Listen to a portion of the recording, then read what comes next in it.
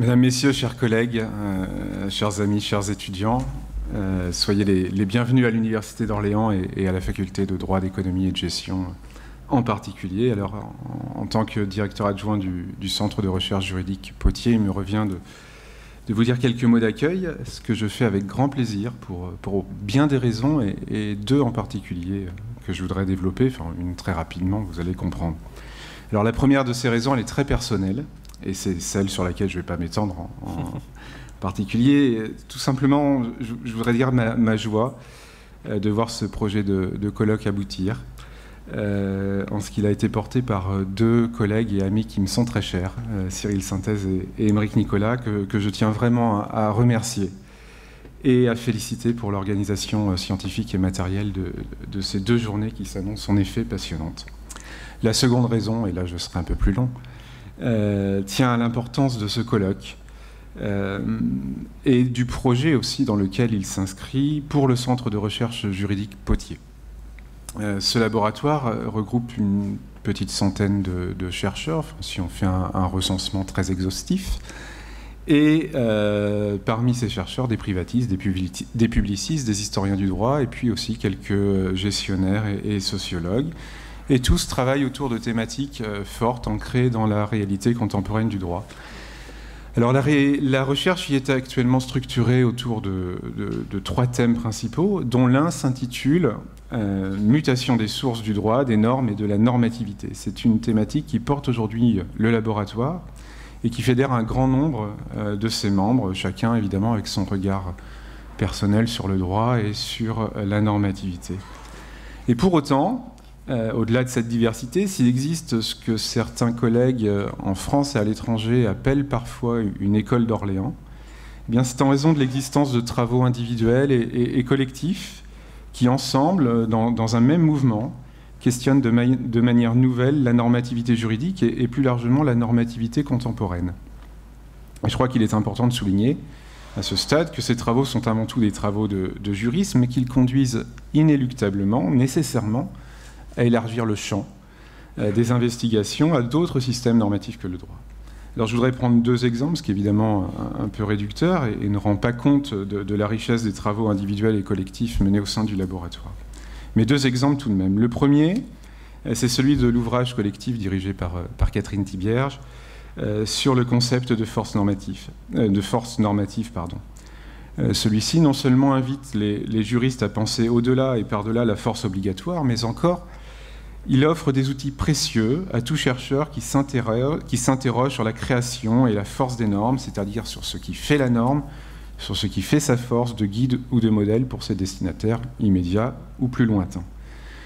Des outils propres à dresser un diagnostic de la force normative sont proposés dans l'ouvrage et ont vocation, sous réserve de quelques adaptations, à servir dans d'autres champs normatifs que celui juridique. La force normative d'une norme apparaît comme le résultat d'un jeu complexe de facteurs qui peuvent être regroupés en trois pôles: valeur normative, portée normative et garantie normative. La force est conférée, nourrie par les sources, elle est exercée sur les destinataires et attribuée par le système normatif. La seconde illustration vient de l'ouvrage consacré au processus de densification normative, également dirigé par Catherine Thibierge. Cette recherche collective interpelle tout chercheur qui s'intéresse à la normativité. Les juristes en premier lieu, qui ne peuvent plus se contenter de faire le constat d'une inflation législative. La densification normative, en effet, est plus que cela. Elle a des dimensions à la fois quantitatives et qualitatives qui se complètent et se nourrissent. Toujours plus de normes, de tous horizons, de toute force, de toute nature, et toujours plus de précision, de détails. Tout est sous contrôle ou tend à être sous contrôle normatif. L'étau se resserre, le maillage est de plus en plus fin, avec une tension évidente entre le besoin de normes qui émane du corps social et le rejet également de l'oppression normative qui le traverse dans le même temps. Les ressorts de la densification ont été mis au jour et exposés dans l'ouvrage. Celui-ci porte aussi le témoignage critique d'une montée en puissance de la normativité qui, d'une part, n'est pas sans lien avec les phénomènes d'accélération qui caractérisent nos sociétés, et d'autre part, participe de la consolidation de la société de contrôle.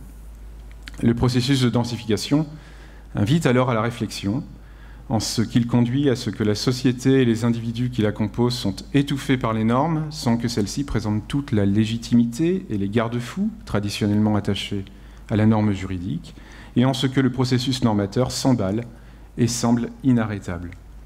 Au-delà, la densification normative interpelle tous les chercheurs en sciences sociales qui vivent et font le constat de normes qui ne sont plus gravées dans le marbre, mais se créent, se développent, se densifient, s'expansent, le tout de plus en plus rapidement, selon des logiques de flux, comme l'écrit Émeric Nicolas. On voit ainsi que les travaux menés au sein du Centre de recherche juridique Potier questionnent la normativité juridique et la normativité en général dans nos sociétés hypernormées.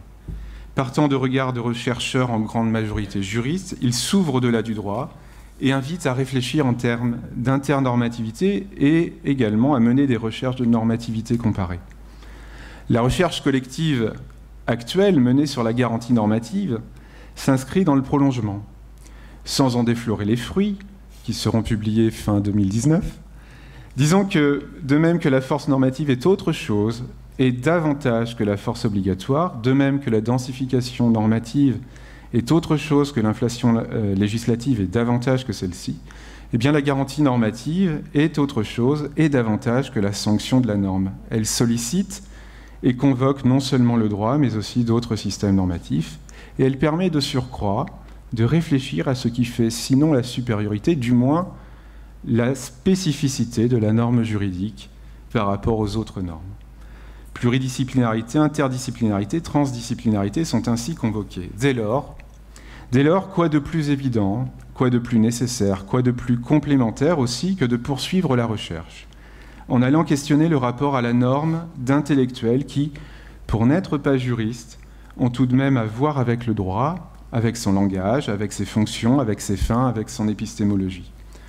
Au nom du Centre de recherche juridique Potier, je suis donc très heureux de soutenir et d'accueillir ce colloque intitulé « Foucault face à la norme », deuxième étape d'un projet de longue haleine, débuté avec Roland Barthes, projet qui, comme cela vous sera exposé, entend questionner un auteur, sa trajectoire de vie, autant que son œuvre, sur la question des normes.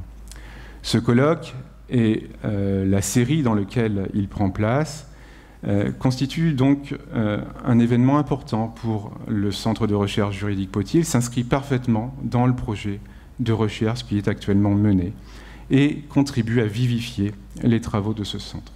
Je me réjouis également du soutien de la MSH Val-de-Loire, dont l'un des axes de recherche porte précisément sur les mutations des normes. Et enfin, je tiens à souligner la satisfaction de voir s'unir les forces de plusieurs laboratoires. J'émets d'ailleurs le vœu ici que perdure et se consolide le partenariat avec le Centre de droit privé et de sciences criminelles d'Amiens, le CEPRISCA, et avec le Centre d'études des relations et contacts linguistiques et littéraires, dont l'acronyme est imprononçable, deux laboratoires de l'Université d'Orléans que je remercie chaleureusement. Très bien. Il est désormais temps de me taire. Je remercie toutefois une nouvelle fois Cyril Synthèse et Émeric Nicolas, et je nous souhaite de très belles journées de riches et intenses réflexions. Je vous remercie.